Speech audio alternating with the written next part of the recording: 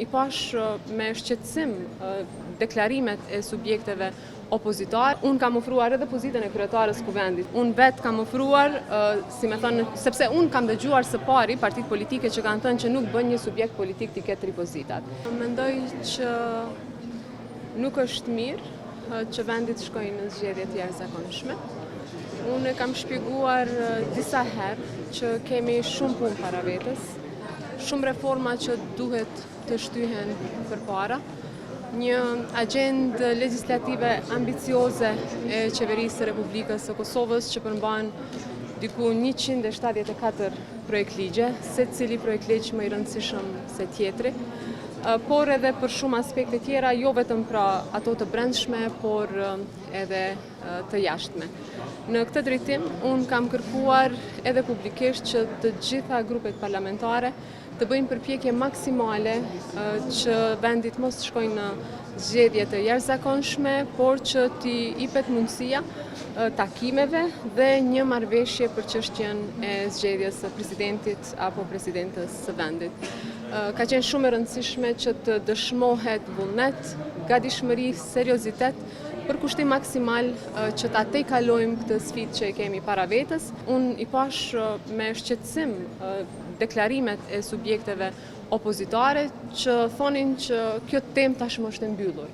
Si ka mundësi që t'jetë tema e mbyllur përsa kohë ne kemi afat deri të hënën, përkatësisht me 27 prill.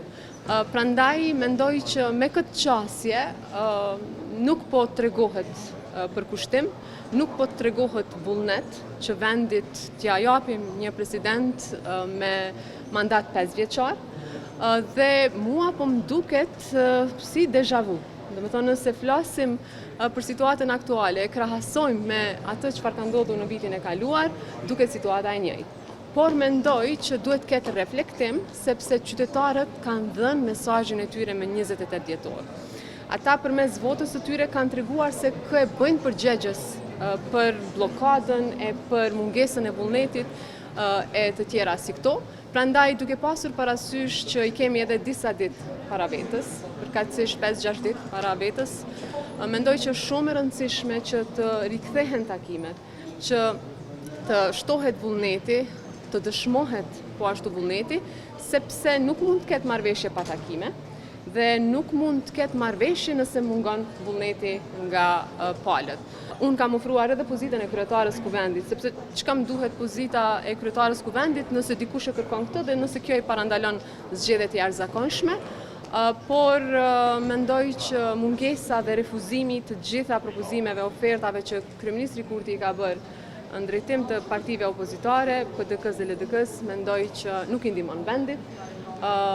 Ne nuk I friksohemi zgjedhjeve, por mendoj që nuk ka të bëjë kjo me kush është më trim e kush është më I guximshëm, por a janë zgjedhjet në interes të qytetarëve?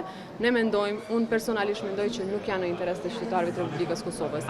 Se a do të jem në listën e kandidatëve për deputet, për këtë vendos kryesia e vetëvendosjes, por që ligjërisht nuk është e ndaluar. Unë vetë kam ofruar, si me thënë, sepse unë kam dëgjuar së pari partitë politike që kanë thënë që nuk bën një subjekt politik t'i ketë 3 pozitat. Ta ketë kryetarin e kuvendit, ta ketë qeverin, pra kryeministrin dhe në anën tjetër presidencën. Prandaj kam thënë që një nga pozitat e larta është pozita e kryetarit kuvendit, le ta marrin. Le ta marrin, mirë po nuk po dëshirojnë